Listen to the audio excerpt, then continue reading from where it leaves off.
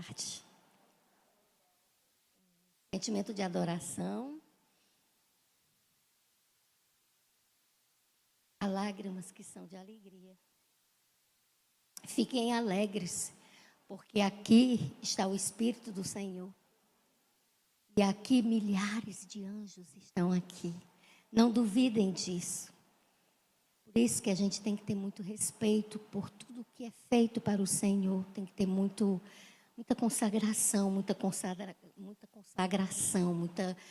sentimento de adoração. Porque Ele é muito bom conosco. Só eu, a Fausta, sabemos de alguns detalhes. Eu sei de muito mais do que você. Do que custou, estou aqui. Saibam disso. Muita coisa aconteceu para impedir, mas nós estamos aqui em nome de Jesus. Vamos orar? Querido Jesus, um dia o Senhor se foi, após a tua ressurreição, e nos deu a promessa da consolação através do Espírito Santo. Nós cremos em cada uma das tuas promessas, Senhor, porque a tua boca não falha. E aqui neste lugar, nós temos a certeza plena de que Ele está aqui. E através dele, Senhor, temos a tua presença. Pai querido, a tua palavra será aberta agora. Senhor, bom Deus, por favor, usa a tua serva. Dê-me sabedoria, dê-me o dom da tua palavra, de forma, Senhor, que a tua palavra seja apresentada, Senhor, na maestria do Espírito Santo. Prepara os corações, abre as nossas mentes, desbloqueia, Senhor, os efeitos do pecado, de forma tal, Senhor, que a tua palavra alcance a intimidade da nossa alma. Tudo isso é para ti. Muito obrigada por esse ano. Muito obrigada por cada batalha, por cada vitória. Muito obrigada porque nós sentimos a tua mão em todos os momentos, Senhor. Abençoa cada um de nós agora que vamos ouvir a tua palavra. Em teu santo nome, Jesus. Amém. Amados, quem de vocês já ouviu falar em Spurgeon? Spurgeon é conhecido como o príncipe dos pregadores. Ele foi o maior dos evangelistas do século XIX. Aos 15 anos ele se converteu, ele era inglês. Aos 16 anos ele já pregava o primeiro sermão na igreja. E aos 17, 18 anos ele já estava assumindo como pastor. Eu vou pedir licença a vocês para ler o que ele escreveu na biografia, né? A biografia foi feita pela esposa dele. E eu vou abrir aqui aspas. Eu quero ler o que é para vocês entenderem cada pedacinho. Eu quero ser fiel a cada palavrinha. E ele conta assim: eu às vezes penso que poderia estar em escuridão e desespero até agora, se não fosse pela bondade de Deus em enviar uma nevasca num domingo pela manhã, enquanto eu estava indo para um certo lugar de adoração. Quando eu não pude ir mais, eu desci uma rua secundária e fui para uma pequena igreja metodista primitiva. Eu queria saber como eu poderia ser salvo e se eles poderiam me contar isso.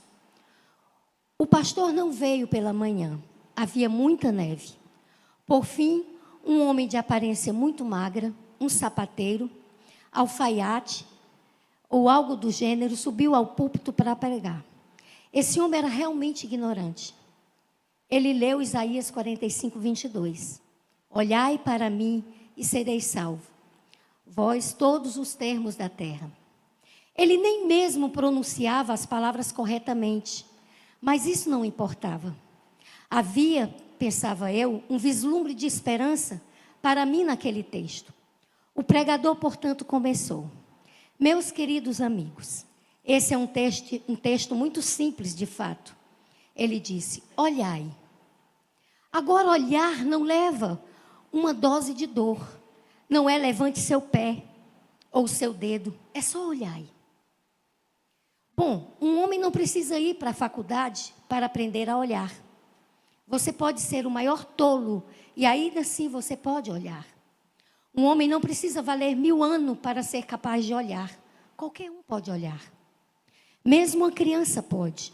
Mas então o texto diz: olhe para mim. Ei, disse ele, muitos de vós estão olhando para si mesmos, mas não adianta olhar aí.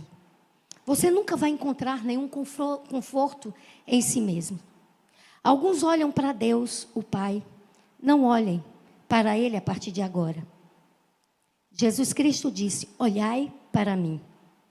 Alguns de vós dizeis: nós devemos esperar pelo trabalho do Espírito Santo.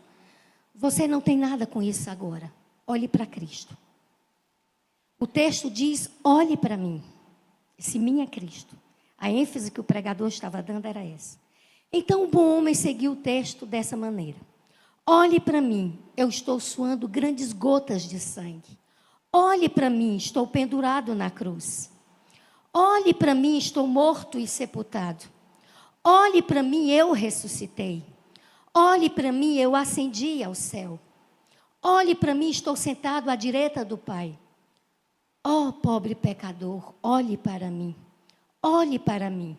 Quando ele chegou aproximadamente nessa parte e conseguiu prolongar 10 minutos ou menos até não poder mais, então ouso dizer, ele olhou-me sob a galeria. Com tão poucos presentes, ele sabia que eu era um visitante. Ele tinha 15 anos, tá? Apenas fixando os olhos em mim, como se conhecesse meu coração, ele disse: jovem, você parece extremamente infeliz. E aquilo foi um golpe. Foi no ponto. Ele continuou: e você sempre vai ser miseravelmente infeliz. Miserável na vida e na morte. Se você não obedecer meu texto, mas se você obedecê-lo agora, nesse momento você será salvo. Então ele, levantando as mãos dele, gritava, como um metodista primitivo poderia fazer: jovem, olhe para Jesus Cristo. Olhe, olhe, olhe. Você não tem nada a fazer além de olhar e viver. Eu vi imediatamente o caminho da salvação. Eu não sei mais o que ele disse. Eu não notei muito isso. Eu estava cheio com apenas um pensamento. Assim como a serpente de bronze foi levantada e as pessoas somente olhavam e eram curadas, assim era comigo. Eu tinha esperado fazer 50 coisas, mas quando eu ouvi a palavra olhai, que fascinante, palavra parecia para mim. Oh, eu olhei até quase não poder olhar mais. Ali então as nuvens se foram e a escuridão tinha desaparecido. Naquele momento eu vi o sol e eu poderia ter levantado naquele instante e cantado com o mais entusiástico deles do precioso sangue de Cristo. E a simples fé que olha somente para Ele. Oh, que alguém tivesse me dito isso antes. Confie em Cristo e você será salvo. Sabem quem foi o pregador desse sermão?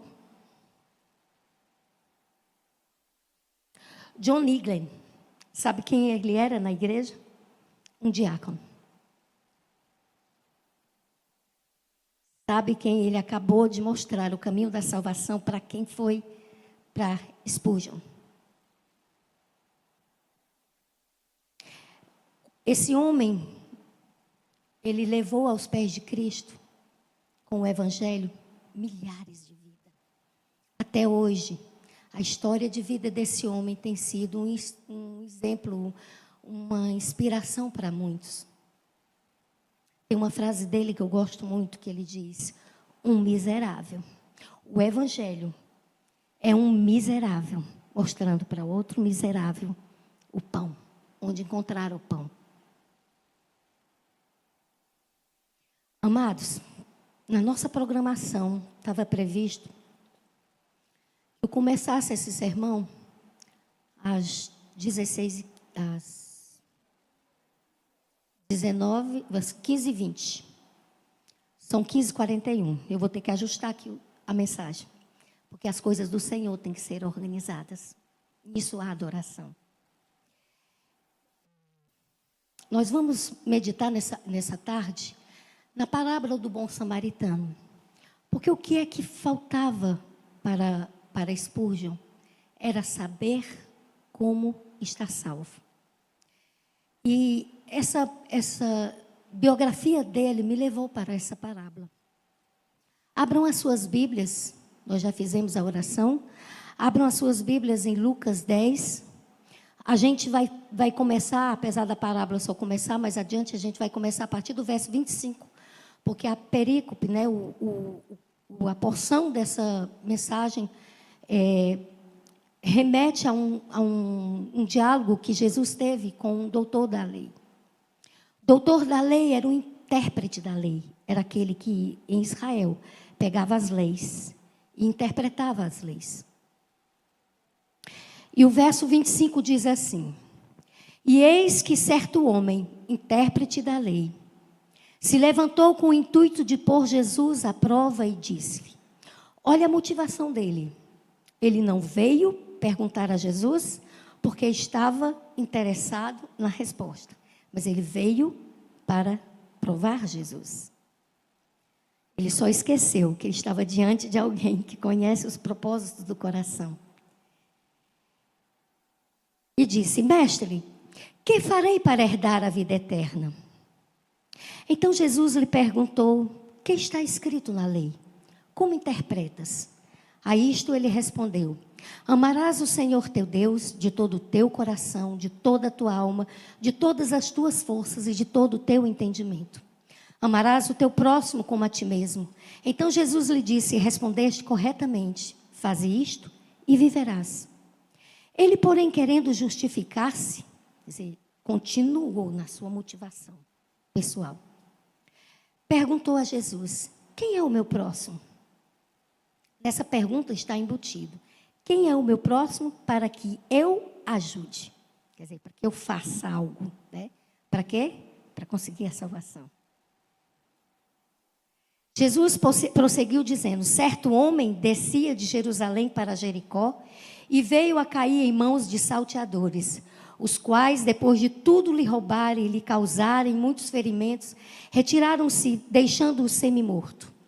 Casualmente descia um sacerdote por aquele mesmo caminho e, vendo-o, passou de largo. Semelhantemente, um levita descia por aquele lugar e, vendo-o, também passou de largo. Certo samaritano, que seguia o seu caminho, passou-lhe perto e, vendo-o, compadeceu-se dele. E chegando-se, pensou-lhes os ferimentos, aplicou-lhes, prestem bem atenção, o que é que Jesus coloca como remédio na parábola. Aplicando-lhes, colocando-o sobre o seu próprio animal, levou-o para uma hospedaria e tratou dele. No dia seguinte, tirou 2 denários e os entregou ao hospedeiro, dizendo: cuida desse homem, e se alguma coisa gastares a mais, eu te indenizarei quando voltar. Qual destes 3 te parece ter sido o próximo do homem que caiu nas mãos dos salteadores? Respondeu-lhe o intérprete da lei: o que usou de misericórdia para com ele. Então lhe disse: vai e procede tu de igual modo. Eu tenho que entregar às 16h15. Tem muita coisa dentro dessa parábola. Muita coisa, você não tem noção. Porque nessa parábola há 2 grandes contextos. Há um contexto que eu diria que é macro, que é amplo, que envolve o grande conflito, que envolve personagens claros, que é Deus, Jesus, o Espírito Santo, e o próprio Satanás. Onde eu posso vislumbrar isso dentro da parábola? Quem Jesus diz em João 10:10 que vem para matar, roubar e destruir e ferir? O inimigo. Que condição ficou o homem na estrada? semi-morto. Né?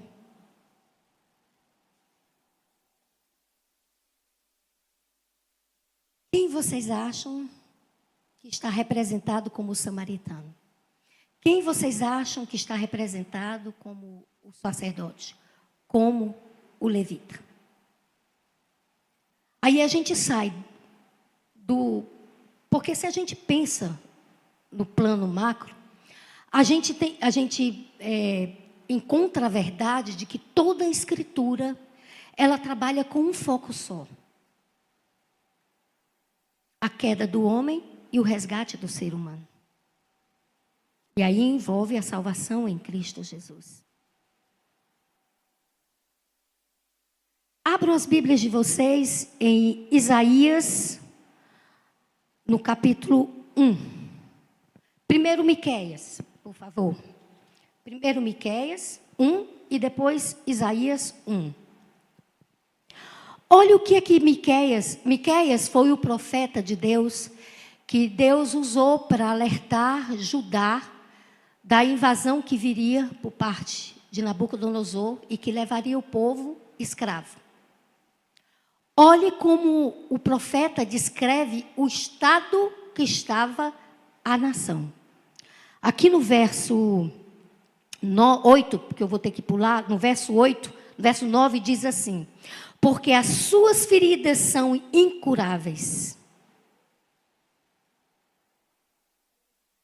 A nação estava sendo vista como um organismo, como uma pessoa cheia de feridas. Aí olhem aí Isaías. Eu consigo achar rapidinho aqui.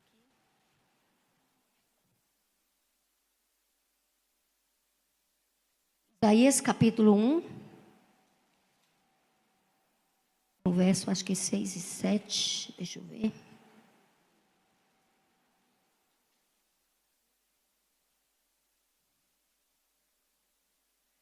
Verso 6. Verso 5. Porque a vez de ainda ser feridos, visto que continuais em rebeldia, toda a cabeça está doente, todo o coração enfermo.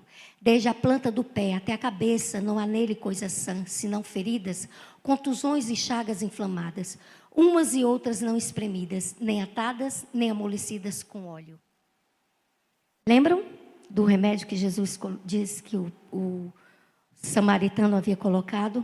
Óleo e vinho.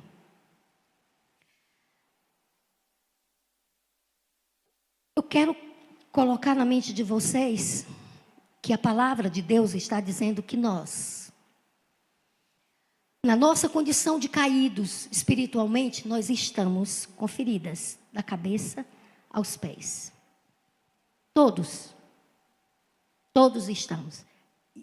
E é por isso que Jesus, e aí a gente sai do plano macro e já entra no contexto mais pequenininho, para aproximar mais a parábola de nós. Jesus usa então a figura da alta liderança espiritual do povo de Deus. Ele fala que a estrada, aqui no verso 30, de Jesus prosseguiu dizendo: certo homem descia de Jerusalém para Jericó. Nada do que está escrito é escrito em vão. Por que esse detalhe? De Jerusalém para Jericó. Porque essa estrada era uma estrada que descia. De onde ele diz que vem o sacerdote? De Jerusalém para Jericó. Ele está descendo ou está subindo? Descendo. Quando Jonas se rebelou contra Deus, qual foi o movimento que Jonas fez? Desceu, desceu, desceu, desceu, até chegar na barriga do animal. Jesus está usando a mesma metáfora. Era uma estrada perigosa, de 25 quilômetros mais ou menos, frequentada por mercadores, e porque tinha mercadores, havia muitos salteadores. E é interessante porque Jerusalém ficava uns 800 metros acima do nível do mar. Jericó ficava uns 200 metros abaixo do nível do mar. Então, era descendo ladeira abaixo. né? E aqui ele diz, primeiro quem passou foi o sacerdote. Não dá tempo de eu procurar aqui o texto de Levítico para vocês, mas o que dizia a lei?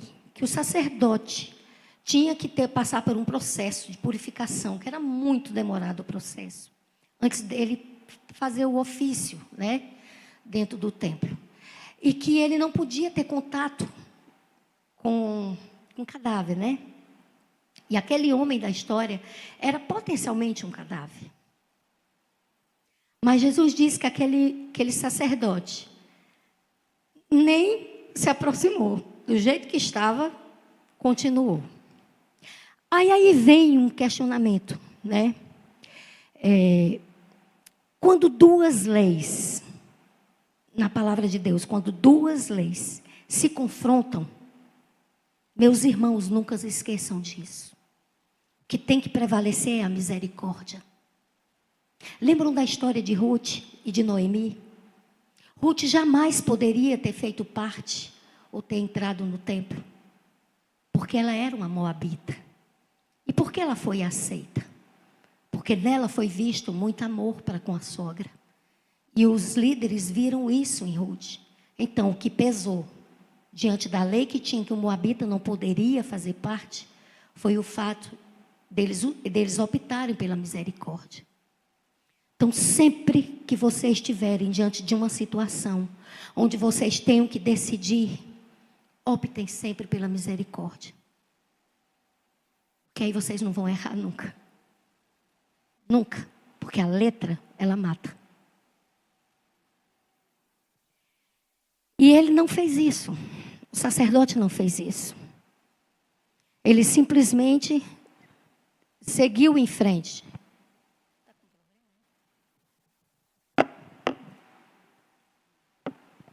Ok? Ele seguiu em frente. Logo em seguida, ele diz que veio um levita. Levita, ele aqui no comentário da Bíblia Andrews, diz: os levitas auxiliavam os sacerdotes nos deveres do templo. Ao ajudar a vítima, eles arriscariam outro ataque, bem como o ritual demorado de purificação por tocar um cadáver em potencial. Então, o levita viu que o líder espiritual não tinha se comportado daquele jeito, com misericórdia. Ele disse: eu também não vou, não. Vou seguir em frente. Só que Jesus disse que no outro caminho vinha passando um samaritano. Não foi por acaso que ele usou o samaritano, porque Jesus não poderia utilizar um exemplo mais politicamente incorreto. Porque a cultura dos judeus com relação ao samaritano, ela era tão severa, que se um samaritano oferecesse um pão para um judeu faminto, ele não deveria aceitar. Porque se ele aceitasse, ele estava incorrendo numa atitude de impureza tão grande, que era pior do que comer uma carne de porco.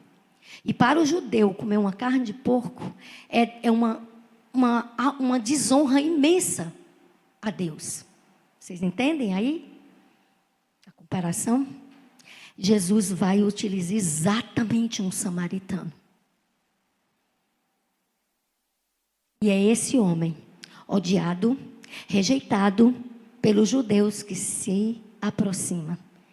E ao se aproximar, esse homem não fica parado. Ele pega o quê?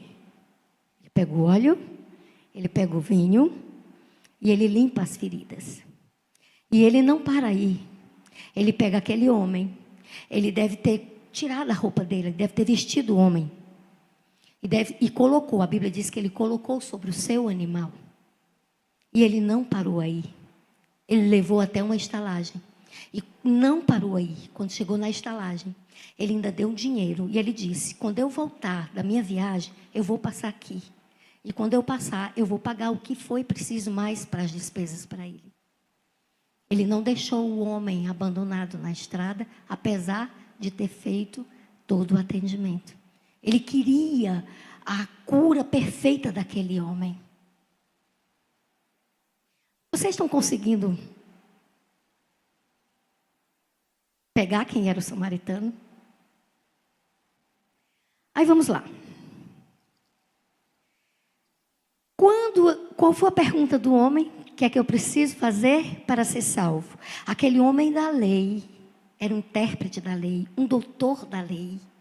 E, no entanto, achava que a salvação, a vida eterna, seria através das obras. E Jesus diz o que para ele? Qual é o maior dos mandamentos? Amar a Deus e amar ao próximo. Jesus diz, respondeste bem. Pois então pronto, se você sabe, vai, siga teu caminho e você vai ter a vida eterna. Mas Jesus sabia. Lembra da história que Marcos relata, da história de Jesus e o jovem rico? É a mesma coisa, gente. A mesma coisa. Estava ali frente a frente com a vida eterna e não reconheceu. Estava frente a frente com Jesus e estava perguntando onde ele poderia herdar a vida eterna. Era doutor da lei, conhecia a lei e não tinha entendido nada. Nada de nada. Mas Jesus era como um samaritano. Não podia deixar aquele homem no vazio. Aí Jesus chega e inverte a situação. Aí chega para ele e diz assim.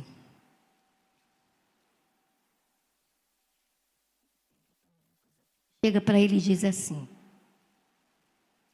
Qual desses três, o sacerdote, o levita e o samaritano, qual desses três te parece ter sido próximo do homem ferido?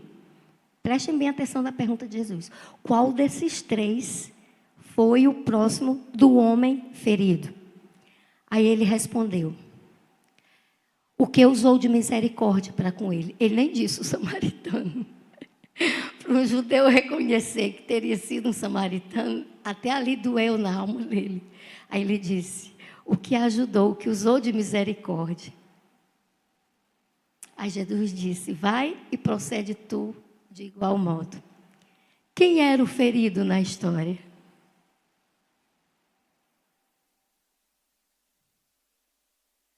O doutor da lei. Ele era o ferido da história. Quem era o samaritano? Era Jesus. Por que ele deu o vinho e o óleo? Porque tem que nascer do Espírito.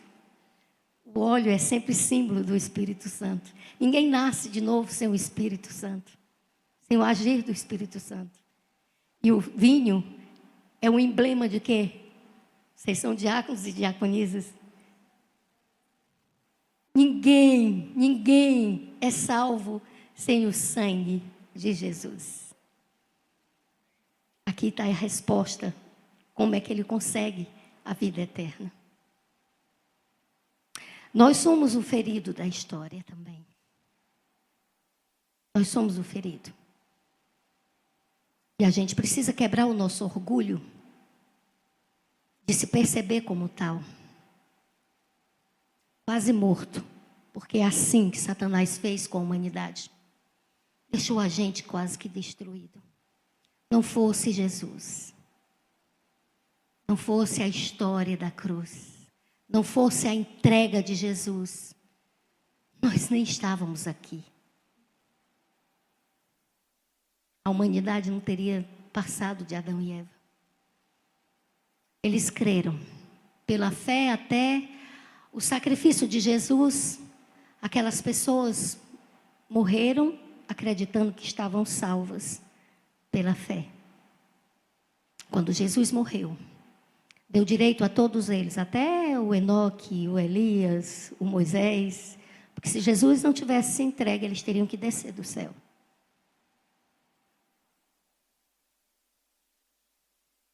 Eu tenho 15 minutos e eu vou aproveitar bem. Eu vou falar para vocês de três posturas éticas que eu consegui enxergar nesses três personagens. Sacerdote e levita, que eu junto numa só, no salteador e no samaritano. Os salteadores, eles não respeitaram nem a vida Eles despojaram aquele homem de tudo. Eles o deixaram na beira da estrada. É uma ética draconiana, sabe? Daquela de exploração. É a filosofia do que é seu precisa ser meu. Ser meu também. Satanás age assim. A gente precisa ser esperto. Ser esperto sobre a égide do Espírito Santo.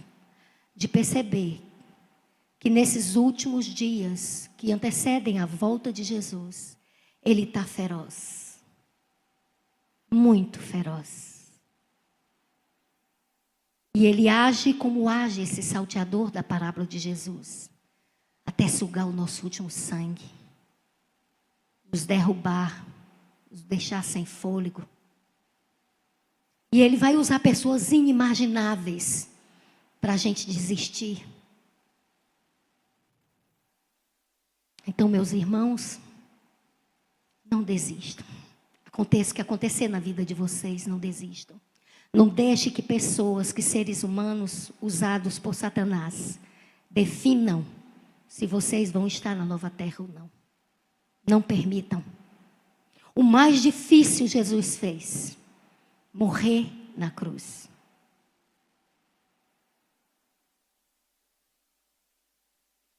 Na história do sacerdote e do levita, eu enxergo a filosofia da indiferença. Religiosos, trabalhavam no templo, temiam a Deus, ensinavam a palavra de Deus, eles estavam ligados ao culto a Deus, mas substituíram a misericórdia pelo rito religioso. Não foram sensíveis para socorrer aquele que estava em sofrimento. Eles tinham medo, tiveram medo de ficarem impuros. A indiferença é cruel, irmãos, muito cruel. E às vezes a indiferença, ela procede daqueles que professam crer em Deus, que professam trabalhar para Deus, mas falta-lhes o amor e a misericórdia. Deixa eu lembrar para vocês, 1 Coríntios 13. A profecia passará, tudo passará, mas o amor ficará. Esse vai para a eternidade. Então, quem não souber amar, não vai para o céu, não vai para o céu. E quem não ama, faz que nem os salteadores, machuca, fere, rouba. Entende? Não preciso dizer para vocês, aqui não tem criança. Eu não preciso dizer para vocês como é que a Bíblia descreve aquele que vai para a nova terra. Está lá. Está cheio de descrição. Lutem, porque é pela fé, é pela graça, mas vocês têm o livre-arbítrio de Deus. Deus é cavalheiro. Vocês vão ter que decidir quem vocês querem seguir. E é no dia a dia, dentro da igreja, fora da igreja, dentro do lar. Seus filhos, seus esposos têm que enxergar em você a pessoa que abre a Bíblia. Tem que enxergar em você a pessoa que ora, porque se meus filhos e meu esposo não enxergassem em mim a mulher que abre a Bíblia na hora do culto familiar, eu não tinha nenhuma autoridade. Eu estaria trabalhando para envergonhar o Evangelho do Senhor. E o Senhor só pede isso de vocês. Como líderes da igreja, o Senhor só pede a vocês que sejam coerentes com a fé de vocês, com o papel de vocês, a missão de vocês. Amem essa igreja profundamente, com todo o coração de vocês, amem essa igreja. sem direito de fazer escolhas. Jesus não nos deu o direito de amar só quem merece ser amado. Jesus exige que a gente ame até o inimigo. E é quando a gente é capaz de amar o inimigo que a gente experimentou o verdadeiro amor, aquele, sabe, que Jesus na cruz do Calvário disse: Pai, perdoa porque eles não sabem o que fazem. No dia que você for capaz de dizer isso, creia, você é cidadã do reino dos céus. Terceiro, é o samaritano. É a ética, a filosofia de quem ama. Não quer saber se isto lhe trará riscos, perda de tempo. Ele entende que o que é mais importante é o exercício da misericórdia, do sacrifício. E ele para. Ele para. E porque ele para, ele sente compaixão. E porque ele sente compaixão, ele age. E porque ele age, ele investe.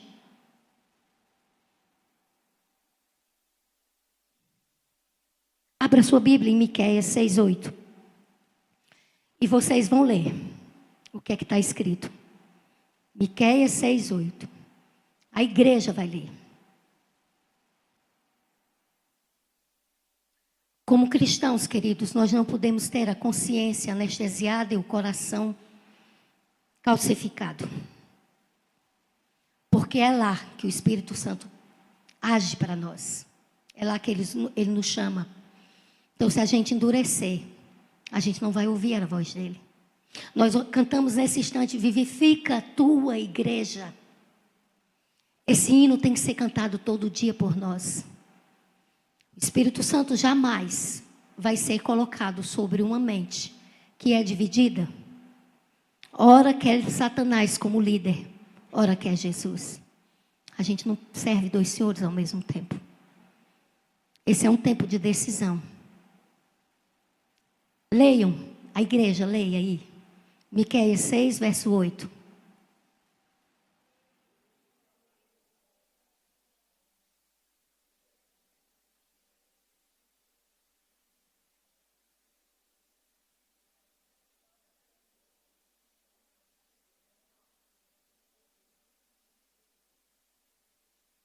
Só isso que Deus pede. Todos os dias leiam esse verso.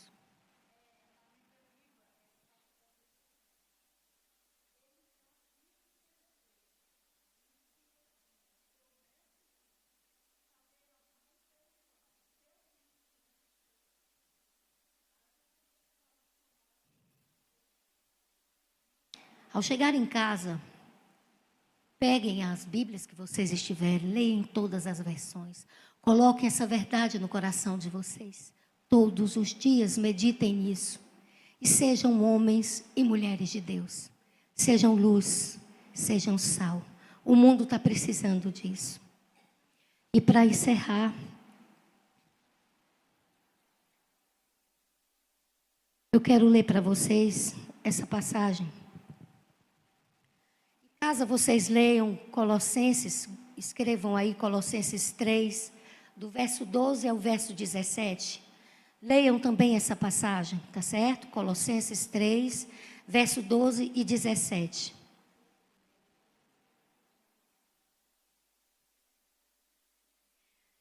Jesus se representou no samaritano e representou o homem caído como sendo o intérprete da lei. Escutem, temos que nos despir de nossas certezas, descer do pedestral da soberba e do orgulho e entender que a vida eterna passa pelo ser ajudado, ser resgatado. Precisamos nos despir de nossos pressupostos, do nosso senso de justiça própria. Queremos ser sempre heróis, mas nunca aquele que provoca a dor. E assim vamos impedindo que Deus nos resgate e nos salve. Precisamos de Jesus agora. Precisaremos de Jesus sempre. Isso requer humildade. Bem-aventurados os humildes de espírito, porque deles é o reino dos céus. Bem-aventurados que choram, porque serão consolados. Bem-aventurados os mansos, porque herdarão a terra.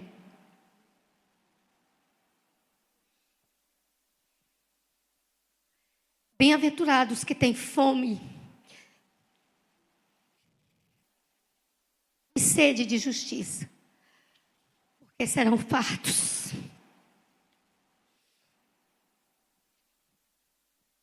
Amém a Jesus profundamente.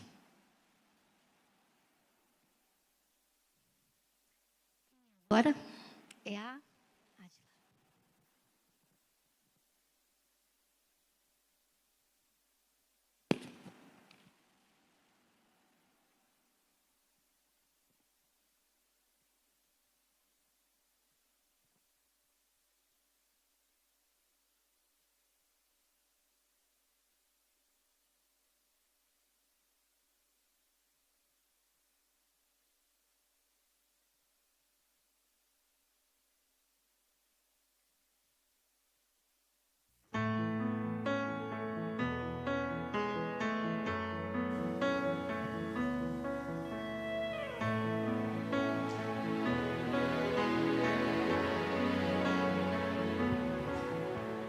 Não desistir do sonho, um dia vamos chegar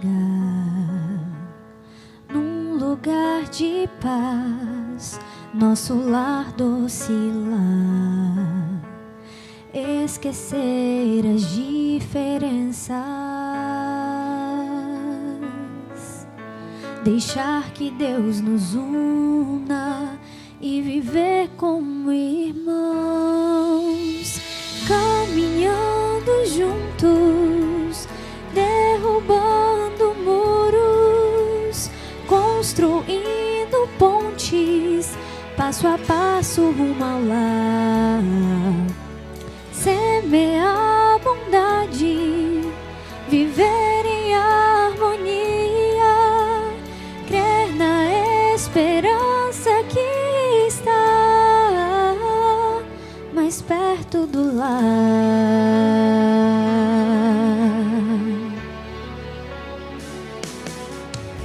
Fiel é a promessa, um dia vamos chegar num lar de reencontros, nosso lar doce lar. Enquanto ainda esperamos, devemos vigiar e orar sem cessar, caminhando juntos, derrubando muros, construindo pontes, passo a passo rumo ao lar. Semear bondade, viver em harmonia, crer na esperança que está mais perto do lar.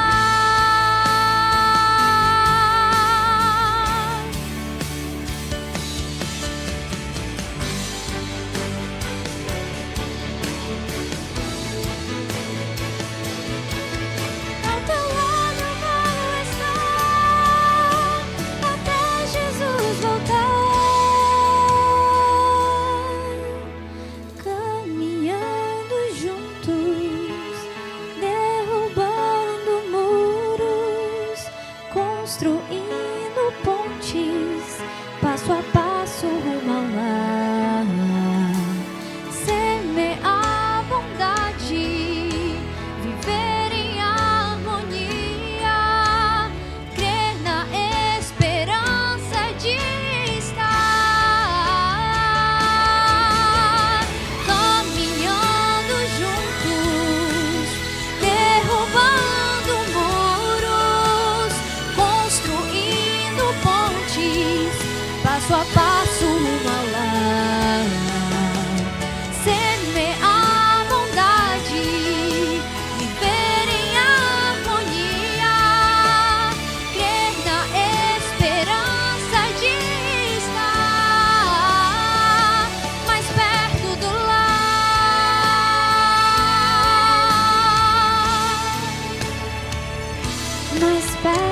do lar.